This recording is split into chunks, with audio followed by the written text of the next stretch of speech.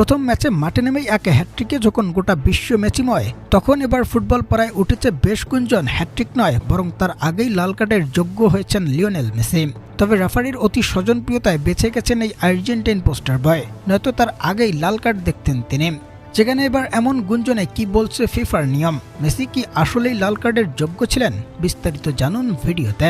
ম্যাচের বয়স যখন 32 মিনিট, তখন মেসি বল দখল করতে গিয়ে সোজা বুট দিয়ে আঘাত করেন প্রতিপক্ষ আলজেরিয়ার অধিনায়কের কাপ মাচেলে, যেটা একেবারেই লাল কার্ডের যোগ্য না হলেও নিয়ম বলছে অন্তত হলুদ কার্ড দেখানো উচিত ছিল। তবে পোল্যান্ডের এই রেফারি তার কোনোটাই দেখাননি, তাই বেশ গুঞ্জন উঠেছে এবার মেসির করা ফাউলকে কেন্দ্র করে।